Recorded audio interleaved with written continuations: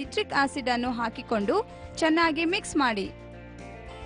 ಹಾಲು ಕುದಿಯುತ್ತಿರುವಾಗ ಹಾಲು ಉಕ್ಕದಂತೆ ದೊಡ್ಡ ಚಮಚದಿಂದ ಚೆನ್ನಾಗಿ ಕೈ ಆಡಿಸಿರಿ. ಹಾಲು ದಪ್ಪಗಾದ ಮೇಲೆ 7 ರಿಂದ 8 ನಿಮಿಷ ಆರಲು ಬಿಡಿ. ನಂತರ ಚಮಚದಿಂದ ಹಾಲಿನ ಕೆನೆಯನ್ನು ತೆಗೆದು ಒಂದು ಚಿಕ್ಕ ಬೌಲ್ಗೆ ಹಾಕಿ. ಈ ಹಾಲಿಗೆ ಮೊದಲೇ ರೆಡಿ ಮಾಡಿಕೊಂಡ ಸಿಟ್ರಿಕ್ ಆಸಿಡ್ ಮಿಶ್ರಣವನ್ನು ಹಾಕಿ ಚೆನ್ನಾಗಿ ತಿರುಗಿಸಿ. ಹಾಲು ಒಡೆದು ಪನ್ನೀರ್ ಸಪರೇಟ್ ಆಗುತ್ತದೆ. ಪನ್ನೀರ್ ಪೂರ್ತಿಯಾಗಿ ತಣ್ಣಗೆ ಆದ ನಂತರ ಒಂದು ದೊಡ್ಡ ಪಾತ್ರೆಗೆ ಮಸ್ಲಿನ್ ಬಟ್ಟೆ ಹಾಕಿ ಅದರ ಮೇಲೆ ಹಾಲನ್ನು ಸೋಸಿರಿ.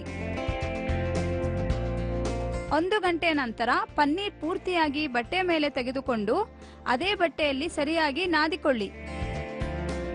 ಇದರಿಂದ ಪನ್ನೀರ್ ಪೂರ್ತಿಯಾಗಿ ಮೃದುವಾಗುತ್ತದೆ. ನಂತರ ಅದಕ್ಕೆ 1/4 ಚಮಚದಷ್ಟು ಕಾರ್ನ್ ಫ್ಲವರ್ ಪೌಡರ್, ಅರ್ಧ ಚಮಚ ಮೈದಾ ಮತ್ತು 1 ಚಿಟಿಕೆ ಬೇಕಿಂಗ್ ಪೌಡರ್ ಹಾಕಿ ಚೆನ್ನಾಗಿ ಮಿಕ್ಸ್ ಮಾಡಿಕೊಳ್ಳಿ. ಈಗ ಪನ್ನೀರ್ ಪೂರ್ತಿಯಾಗಿ ರೆಡಿಯಾಗಿದೆ. ನಂತರ ಒಂದು ದೊಡ್ಡ ಪಾತ್ರೆಯನ್ನು ತೆಗೆದುಕೊಂಡು ಅದಕ್ಕೆ 2.5 ಕಪ್ ಸಕ್ಕರೆಯನ್ನು ಹಾಕಿ 2.5 ಕಪ್ಪಿನಷ್ಟು ನೀರನ್ನು ಹಾಕಿ ಕುದಿಸಿರಿ. ಸಕ್ಕರೆ ನೀರಿನಲ್ಲಿ ಕರಗಿ ಸಕ್ಕರೆ ಪಾಕವಾಗುವುದು. ನಂತರ ಅದನ್ನು 2 ಭಾಗವನ್ನಾಗಿ ಮಾಡಿಕೊಳ್ಳಿ.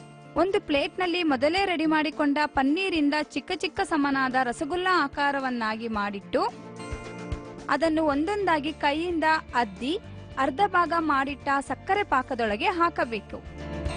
ಪಾಕದಲ್ಲಿ ಅವುಗಳನ್ನು ಹಾಕಿದ ನಂತರ 5 ನಿಮಿಷ ಕುದಿಸಿರಿ.